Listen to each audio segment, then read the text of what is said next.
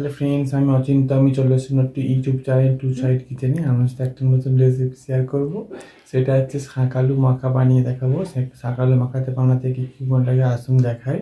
তার আগে একটা কথা জানিয়ে, আমার চ্যানেলে যেসব ভিডিও ছাড়া আছে, আমি যদি ভালো লেগে থাকে অবশ্যই লাইক কমেন্ট ও শেয়ার করবেন, বেশি বেশি করে শেয়ার করবেন। যদি আমার চ্যানেলে নতুন হয়ে থাকেন তাহলে প্লিজ সাবস্ক্রাইব করে দেবেন, নিচে বেল নোটিফিকেশনটা অল করে দেবেন, যাতে আমার ভিডিও আমাদের কাছে আগে পৌঁছে যায়। চলুন তাহলে শাক আলু মাখা বানাতে কি উপকরণ লাগে আসুন দেখায়।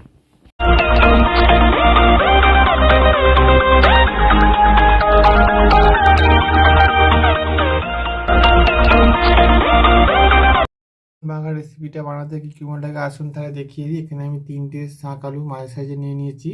এখানে আমি কাসুন্দি নিয়েছি পরিমাণ মতো। এখানে আমি ধনে পাতা কুচি করে নিয়েছি পরিমাণ মতো, বিট লবণ নিয়েছি পরিমাণ মতো, লঙ্কার গুঁড়ো নিয়েছি পরিমাণ মতো, চিনি নিয়েছি পরিমাণ মতো, আর 2টো কাঁচা লঙ্কা গোটা ছোটো নিয়েছি। চলুন তাহলে রেসিপিটা শুরু করি। শাক আলুগুলো ছাড়িয়ে ভালো করে ছোট্ট ছোট্ট করে কুচি করে নেব।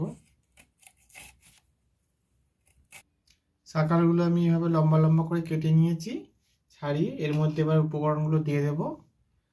বিট লবণটা দিয়ে দেব, চিনিটা দিয়ে দেব, লঙ্কার গুঁড়োটা দিয়ে দেব, ধনে পাতাটা কুচি করেছিলাম সেটা দিয়ে দেব, কাসুন্দিটা দিয়ে দেব। এবার কাঁচা লঙ্কাগুলো একটু মাঝখানে ঘষে নেব।